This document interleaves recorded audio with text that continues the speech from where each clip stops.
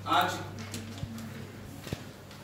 Madam सभापति, commissioner sir, Divya Marathi में दो विषय ऐसे हैं जिनके ऊपर मुझे लगता है कि आज यहाँ पर चर्चा होनी चाहिए।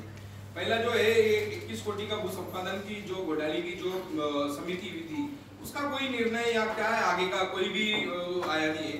दूसरा, बहिरम साहब के मामले में भी न्यूज़पेपर में आया है, तो बहिरम साहब की भी इंक्वायरी के मामले में क्या स्टेप्स लिए गए, क्या उसमें आगे हुआ, कोई भी बात हो नहीं रही है। तो ऐसा क्यों, जबकि बहिरम साहब की चौकसी कमेटी कमिश्नर के आदेश के अनुसार हुई थी और उसमें बाकायदा मैं समझता हूँ कि कम से कम 20 मीटिंग्स पूरी समिति के सदस्यों की, नागरिकों के हरकतें, और उस अहवाल में स्पष्ट ये आया है कि इसमें बहिरम साहब और जो संबंधित लोग हैं ये दोषी करार पाए।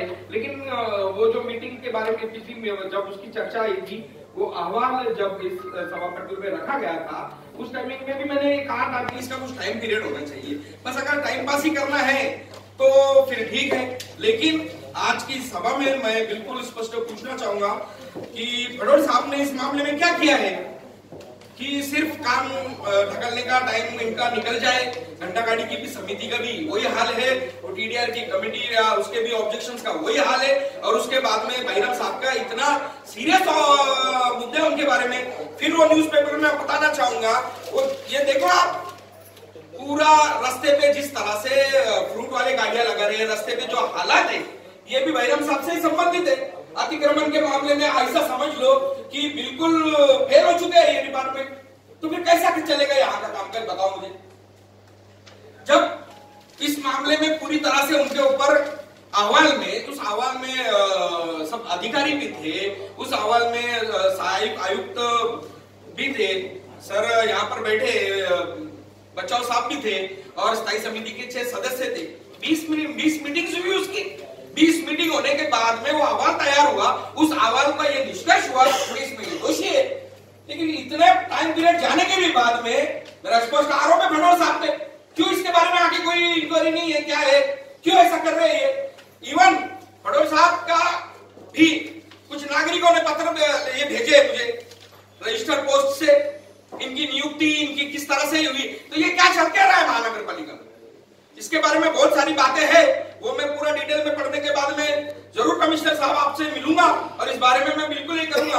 ये किसी ने नाम नहीं डाला है, लेकिन ये फडोल साहब की पूरी अभी तक की कार्यकाल में माहिती के अधिकार में ली हुई सारी मालूमात है इसमें।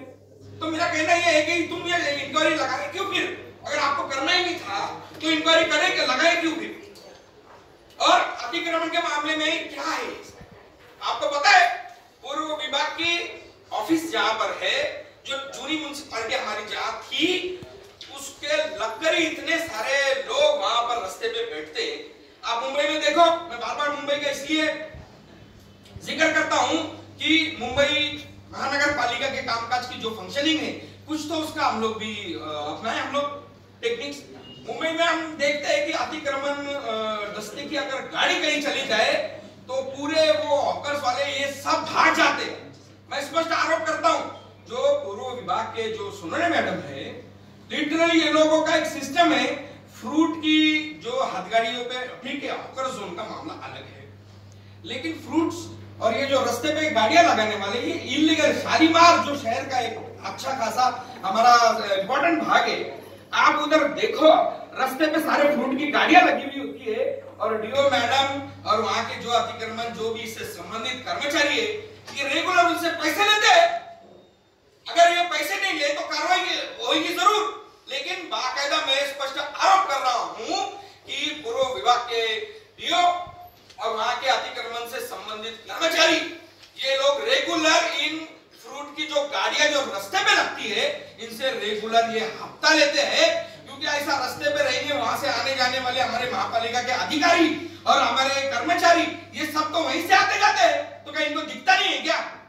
इसलिए ये जो रास्ते पे लग रही है गाड़ियां, एक तरफ छोटी छोटी इश्यूज पे बड़े यहाँ पर बवाल करते हैं, लेकिन जो बेसिक नीड्स है हमारी, हम रास्ते वाइंडिंग करके करोड़ों रुपए उस पर खर्चा कर रहे हैं, और आधे रास्ते तक तो ये हथगाड़ी वाले और ये सब लोग खड़े रहते हैं वहां।